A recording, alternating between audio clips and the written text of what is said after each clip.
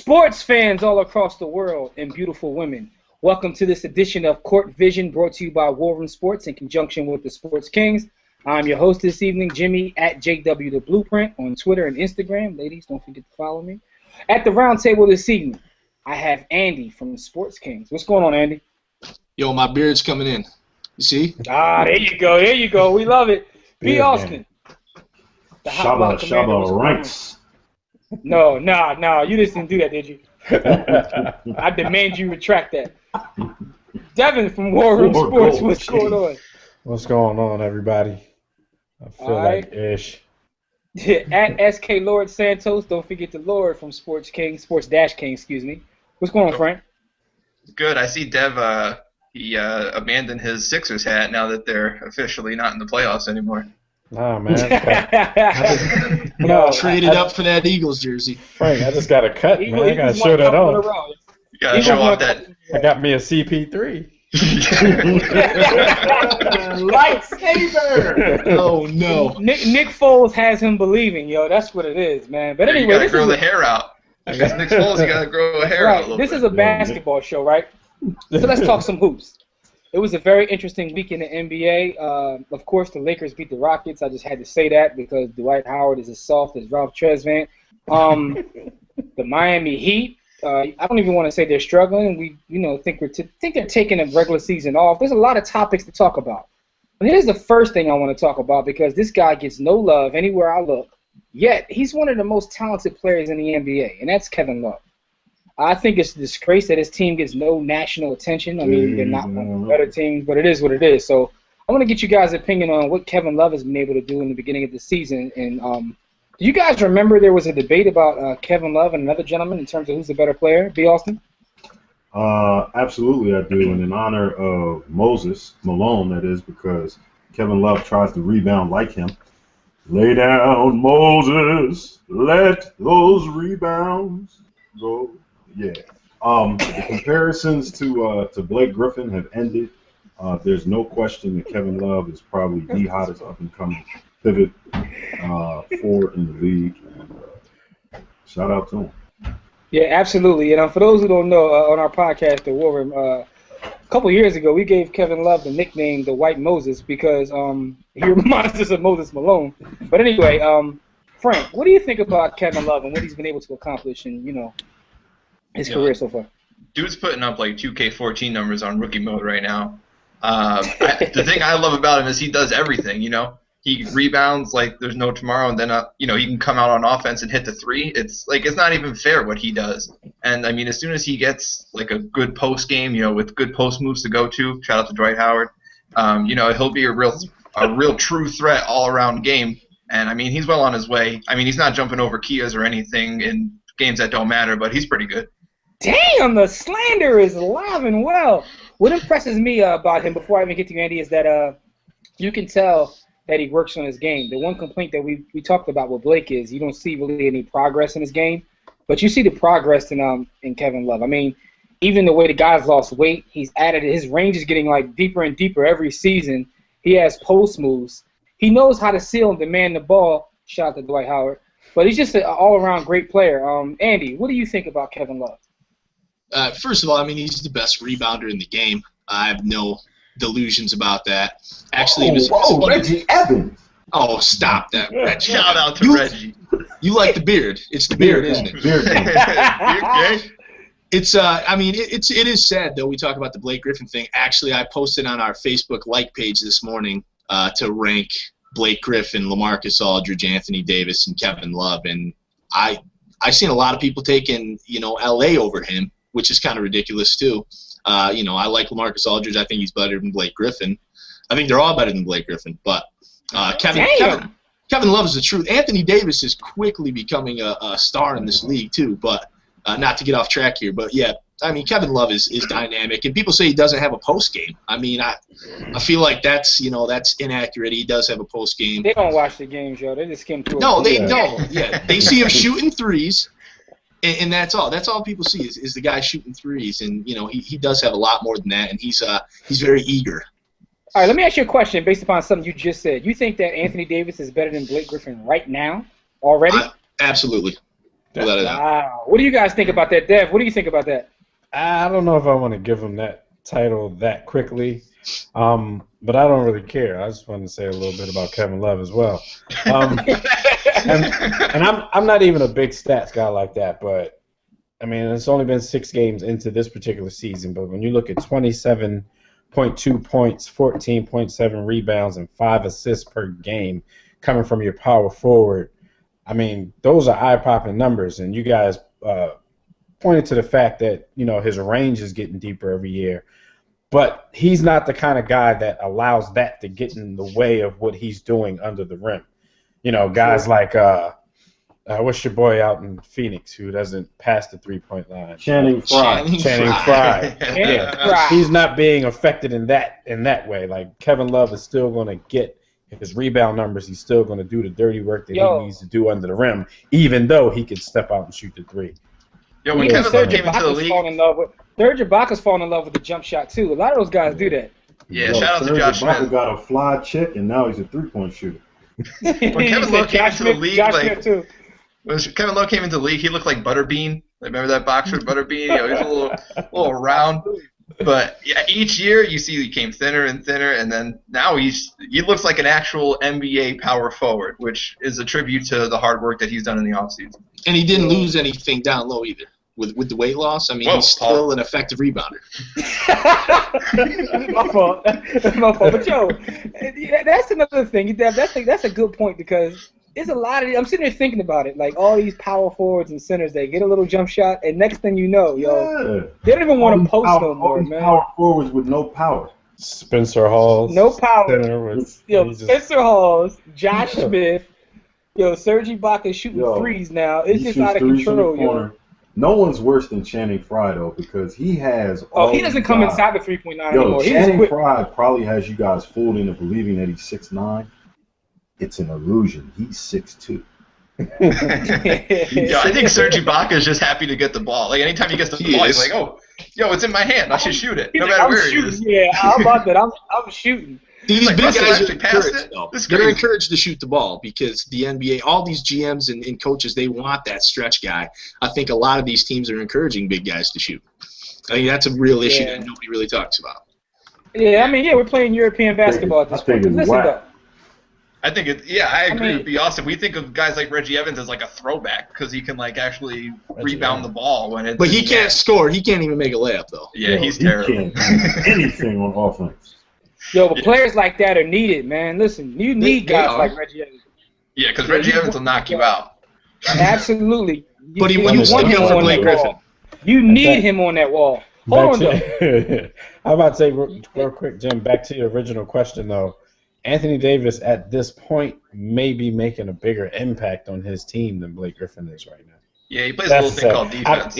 I don't know if see, because it's hard to this quickly give him the title of being better, but he has a component to his game that Blake really doesn't have, so you have to take his defense into consideration. So that is a difficult question, but all right, let me ask you, Frank.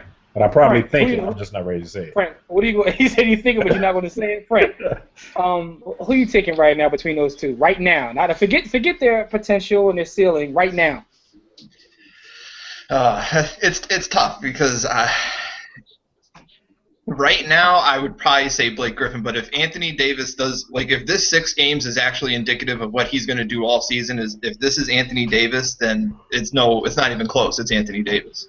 What is he, like 23 and 11 right now? I think I might take Blake, just based upon that tweet that I saw him send to Louisville player Ware about that chick. But that's a whole nother issue. He kind of like very Trez Vanny. But moving on, though. Speaking of Trez Vanny, let's talk about Dwight Howard. I mean, he's running away from getting fouled. I mean, he's Hacker Dwight's working early in the season. He's dancing on TV on Ellen. Go ahead. Yeah, he's refusing to like seal and ask for the ball in the post. He's been working with Hakeem, but we can't tell. So I'm going to start with Andy, because this is Andy's guy. Andy is the Dwight Howard protectionist. So what's going on with Dwight? Your client. Yes, I'm representing Dwight Howard and all Dwight Howard's property and assets here today.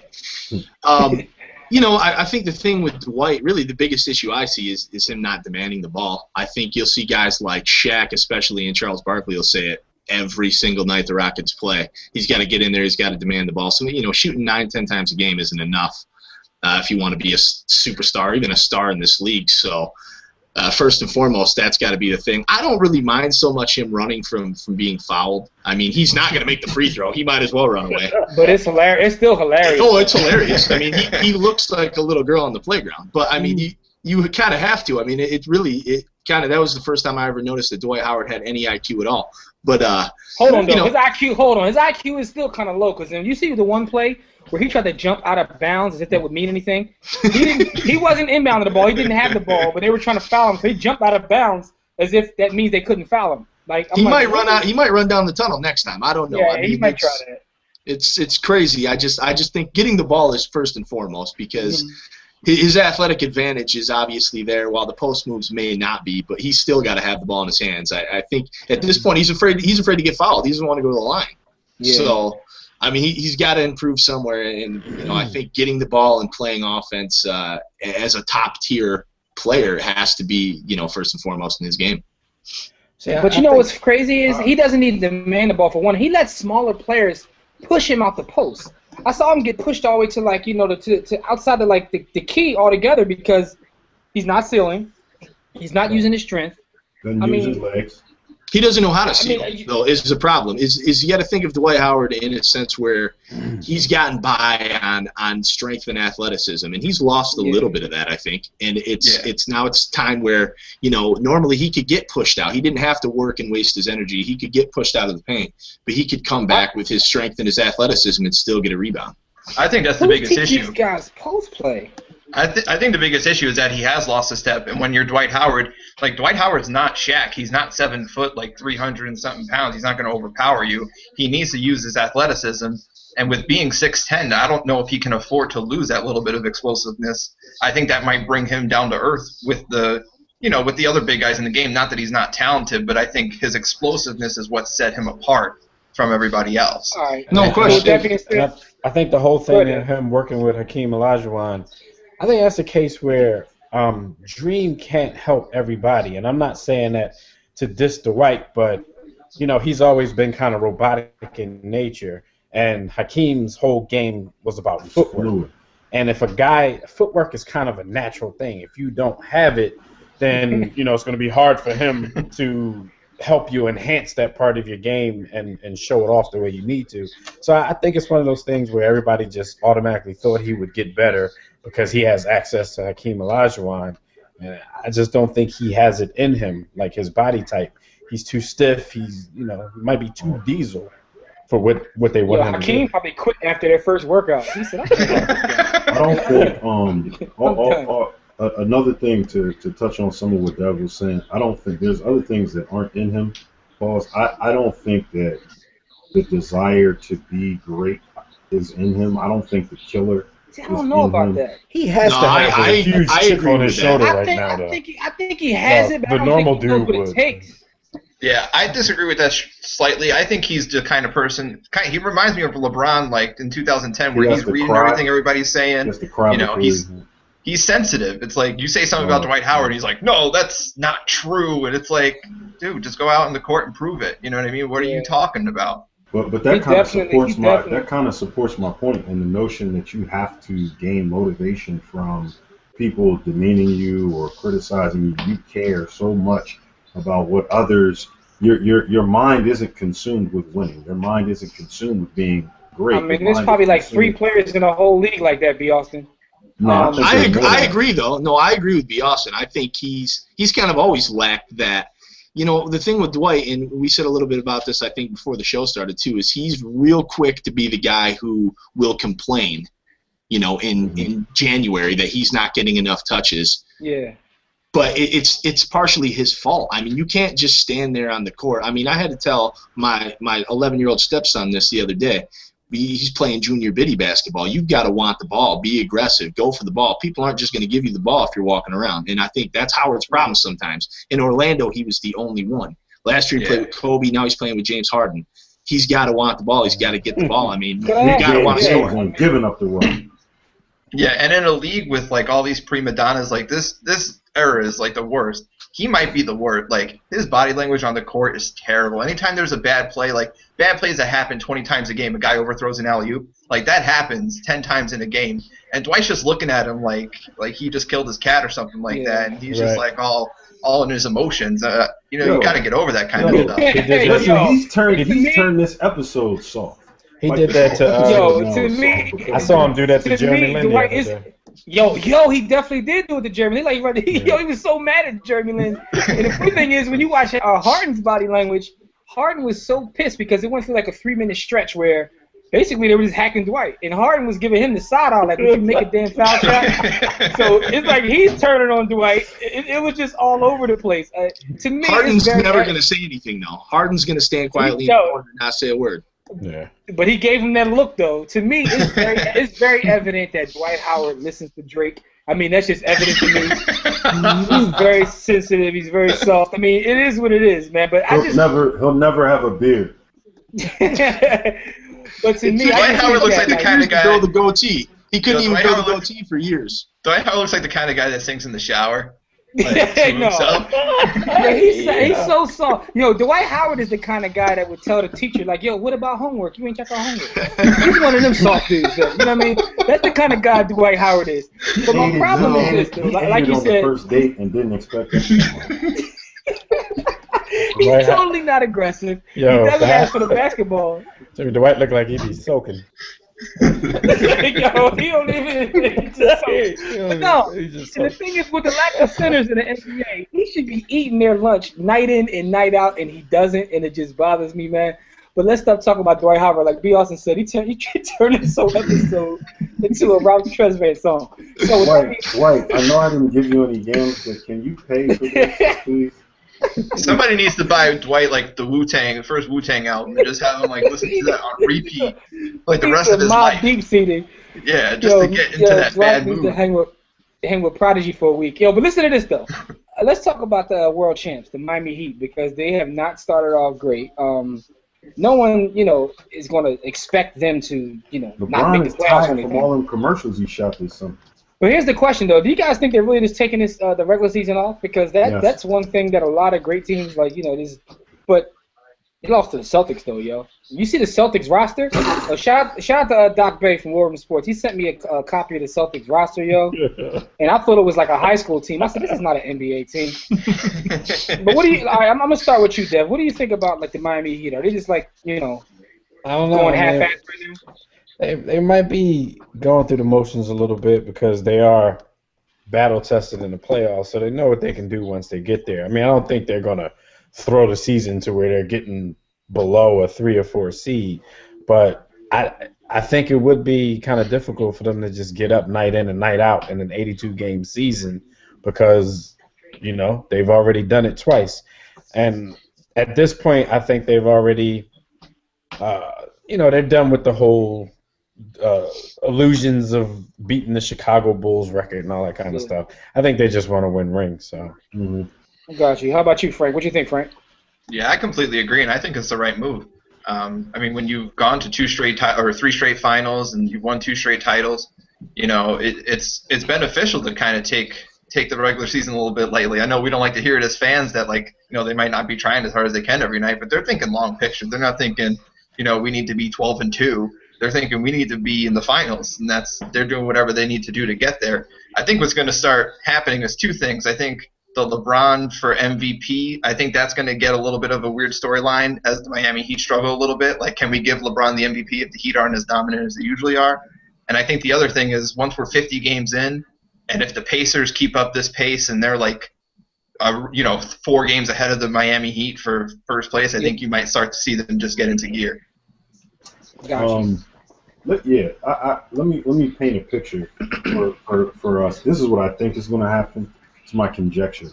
I think that the Heat are going to win between 50 and 55 games, and we, the media, are going to act like there's something seriously wrong. And they're going to use that as motivation, and they're going to get into the playoffs, and they're going to beat the bejesus out of somebody like the Brooklyn Nets, who are going You gotta to. pick your Did neck. you see Frank's face? They're the team. They're the team. Them and the Pacers and the Bulls are the three squads that people say have an outside chance of beating them. And we all know the personal thing, competitive thing. It's an on-court thing between Paul Pierce and LeBron. And those old dudes, everyone else knows they're old and they have no shot, but they still believe. And so Miami is going to be offended by that, and they're just going to lay the wood right on the top of their forehead and kill them. And that's going to be, y'all doubted us because we only won 50 games.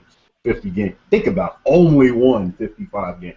I'm not gonna say KG's old, but I just watched him get manhandled by Nene the other night. Like that, it happened. And Like, Nene was like, they don't even have the balls to never mind. That was I mean, the funny thing is, though, the Heat are so good. We're talking like this, and they're 4-3.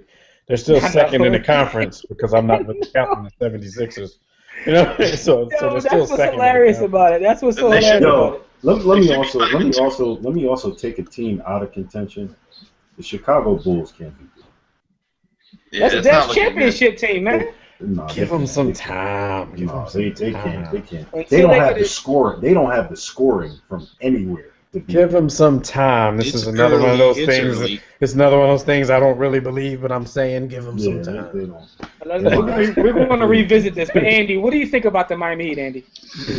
I mean, I think they're mailing it a little bit too. Obviously, they're.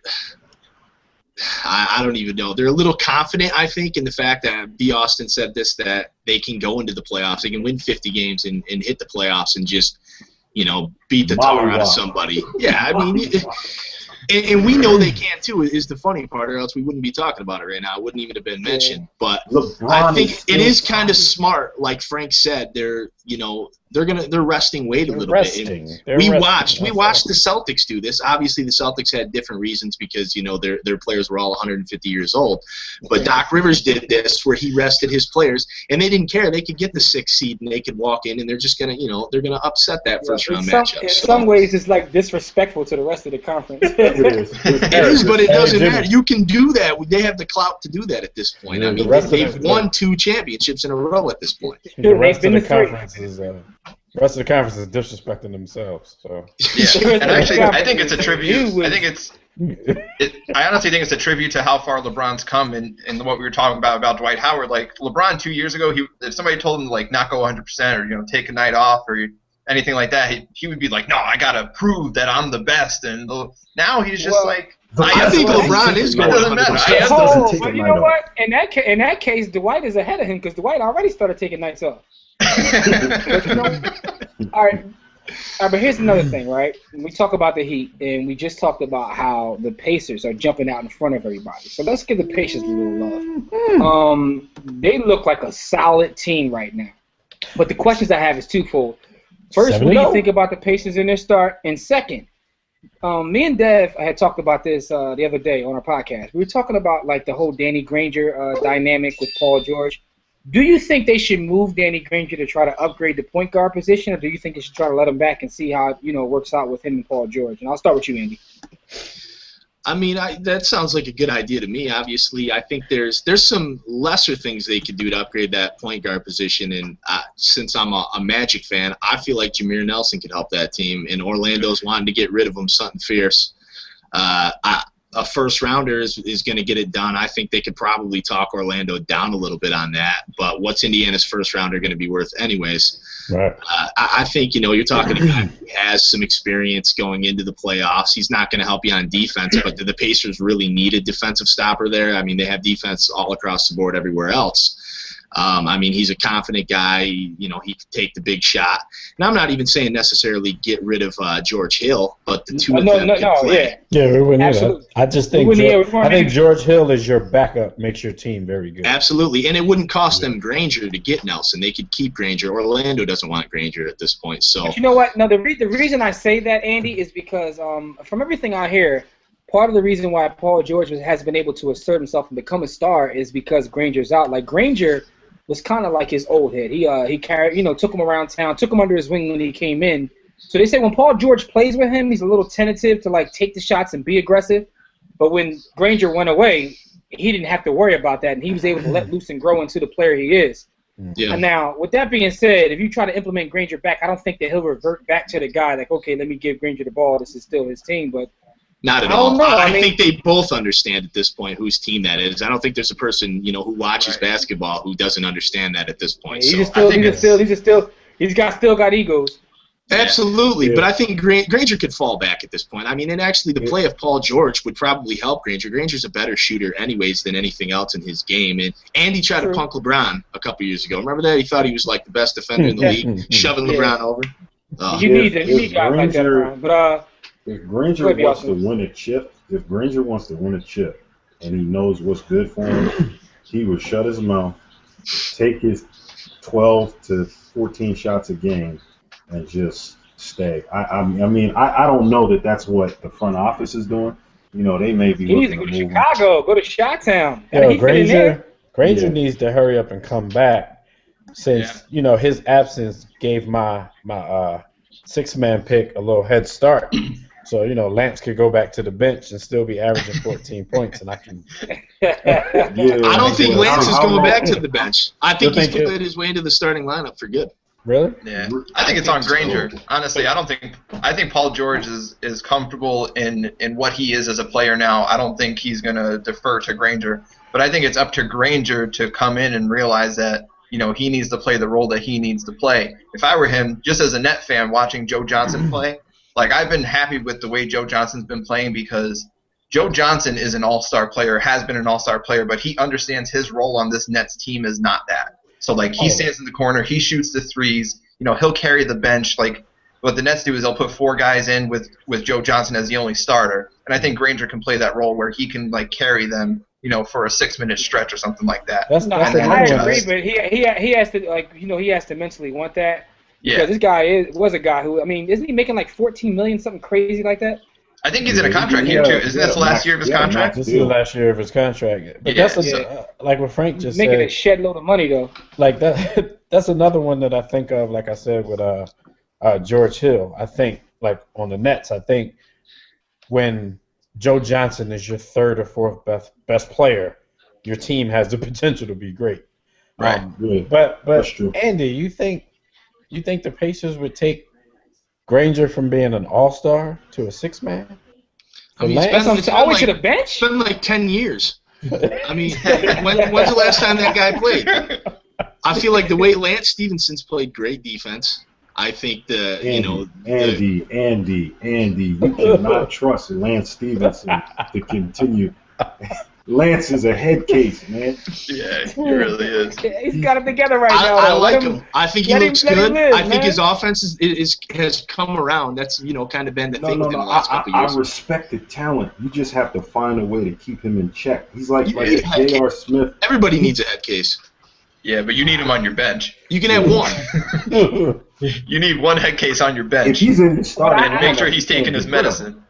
I'm just interested to see how this whole thing plays out, because they're rolling right now. So if Granger happens to come back and they're just not, playing the same way, they're going to blame him anyway. Paul George David West. David West will punch Lance Stephenson in the mouth if he gets out of line. which is true.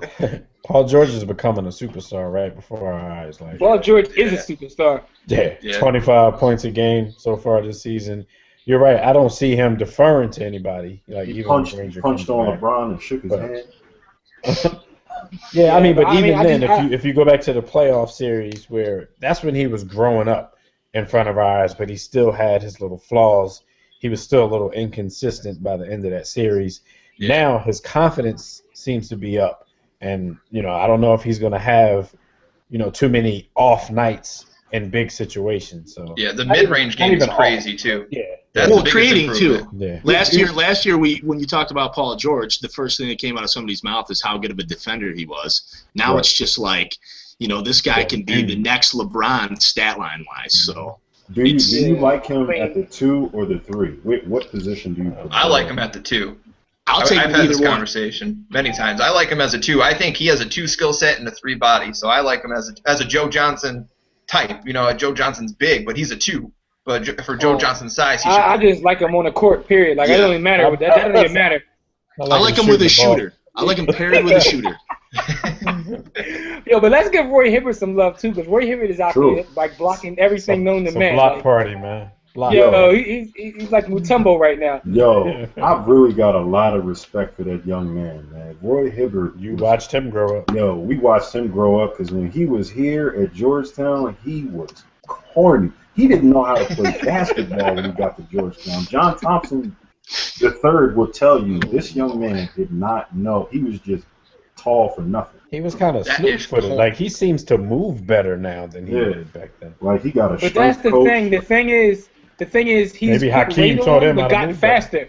He put weight on and got faster, and now he's like this like a defensive presence. And I also think that he's figured out his role on that team, because remember a couple of years ago he was scoring a bunch. He went to the All-Star game, and he's not taking as many shots now. He can score. He's concentrating. He's concentrating on playing defense and grabbing rebounds, and that's what the team needs him to do. So he's figured out what his role is, and as a team they look tough. I mean, Larry Legend is back with the team now. I mean, they're just. I like Roy because he's got like a little mean streak. Like, I don't even think it's a real mean streak. It's just like an on-court mean streak. But he shows it. It's from David West, yo. David West, their team is built in David West's image, man. He is. He's the father in the whole team. He's all their dad. I want more out of him. Like, he's the dad. He's more like the head of the gang, where he's not even your dad. Like, he just wants you. He's just teaching you bad things, like how to rob people and shit. Andy, what'd you say, Andy? I said I personally want more out of Hibbert. I think at 7'2", and this isn't a knock on the guy because I think he's made strides in 5 or 6 seasons at this point. Yeah. But I think at 7'2", 300 pounds, he's basically the biggest center in the league. Nobody's 7 foot at his position. Not nobody, but there's a couple of guys, and I feel like 9 rebounds isn't enough. I want like 14, 15 boards a game out of this guy. So, I think he wants to build Russell numbers out of him. I want rebounds. I want a lot of I want 14 rebounds. That's the minimum I'm willing to accept. So you want a double with just rebounds and blocks? You say forget points. I mean, if you're 7'2" on a daily basis, you're facing guys who are. Either they're 7 foot and they're terrible. It should be average. So if you say that about Roy Hibbert, what do you say about Brook Lopez? Dwight Howard. You don't even want to get me started on Brook Lopez. Brook Lopez averages like 2.6 rebounds. He's like 7'2". If Brook Lopez gets 6 rebounds, they throw a parade in Brooklyn and act like he's the next Hakeem Olajuwon. That dude can't rebound. Rebounds are the most overrated statistic in the history of basketball. Do you realize how many rebounds? Are you kidding me? That gives your team a possession either way. No, but do you realize how many rebounds people just give away in a game? You just lost like 20% of your credibility of life right now. I'm shutting the computer off. He's saying that because he's a Brooklyn Nets fan, and Brooklyn. No, what I'm saying is that like 2 rebounds.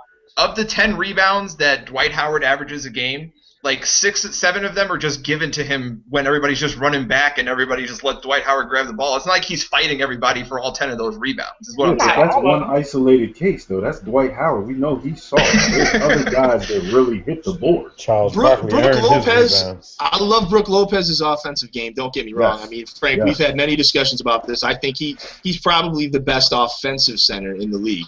No, you guys don't understand what I'm saying. No, I get what you're saying. He can the ability to rebound is important. The statistic of rebound. Get what you're saying. I totally get what you're saying, but the same could be said for assists. I saw John Stockton just throw the ball into the post and back away, and Karl Malone makes 6 moves and score, and he gets an assist. I mean, what the hell? You know what I mean? So you can say the same thing for an assist. Like, so it is what it is. I agree. I'm gonna agree with Andy. I do want more boards. I mean, I would be inconsistent if I said I give an excuse to Hibbert and I don't give an excuse to Shaq. Yo, but y'all asking for 15 though. Shaq was 7'2". No. But at 7'2", you can give me maybe not 14, but you can give me 12 boards. 14. You can give me 12 boards. Yo, he's saying I'll take 12. I was being a little crazy. I'll take 12. But I mean, 9. I mean, 9's almost there, and I do like. I like how he's come along. But he's making up for it though with 5 blocks. Absolutely, almost 5. Absolutely, blocks. I was nitpicking. He's erasing possessions instead of getting you possessions. Yo, y'all want him to have those Bill Russell numbers? No, 12. No. I want him to have 15 and 12. That's Bill Russell. I ain't saying nothing about that. But Bill Russell averaged 22.5 rebounds a game, yo. Yo, like I want Kevin Durant until he ran into points. He's not scoring enough for me. He's not averaging. Hold up, Dad. 50. Hold up, Dad. Did you say Bill Russell's overrated? Yeah, I was trying to get reaction. I mean, in the greater scheme, I do think Bill Russell is overrated. But when people say Will Chamberlain's overrated, Bill Russell has to fall in line with that, right? Yeah, Will Chamberlain is overrated. So then Bill Russell's overrated Will too. Will Chamberlain is the greatest human being in athletics ever, and Sonny Hill told me so. So hold on. Who? Now I'm gonna ask you guys a question. I think Bill Russell's overrated when everybody act like he was Wilt Chamberlain's pop, just because he won championships and I agree. Only won a couple championships. Other people. Well, but let me ask you guys a question, right? Who's the greatest rebounder you've seen in your lifetime? That I've watched with my own eyes. That you've watched with your own eyes. Dennis Rodman. It's got to be Dennis or Moses. Okay, all right. I haven't watched Moses. You said Dennis Rodman, right? All right. So Dennis Rodman averaged about 13 rebounds. So basically, you want Roy Hibbert to kind of like be the best rebounder of this generation, is what you're saying. Nah. Because you're asking him. You said 14. Dennis only averaged 13, but you want Roy to grab 14, is what I'm saying. I mean, Roy Dennis was like 6'6". Dennis was really like 6'6". I mean, in their defense too, Jimmy. I think what they're saying. That's all Dennis Rodman did. Dennis Rodman had to actually go against actual centers. Roy Hibbert's not going against those people. So if they're saying he's the only 7'2" guy in the league, well, you know what I mean. But basically saying he's the biggest guy, he should be averaging more rebounds. I said I was exaggerating the number anyways, but yeah, like I want more on it. I want 12, and that's not an exaggeration. For me, I'll take 12. I might have to say like somebody like Charles Barkley, since he was. He was like 6'4", 6'3", and also something else about Dennis Rodman too. Like when you look at Charles, he's like boxing dudes out, like he's rebounding the way you're. The art of rebounding, he had it down pat. But also something about Dennis Rodman. If you read his books and all that, I don't think I'm crazy for reading Dennis Rodman books, but I read all sports books.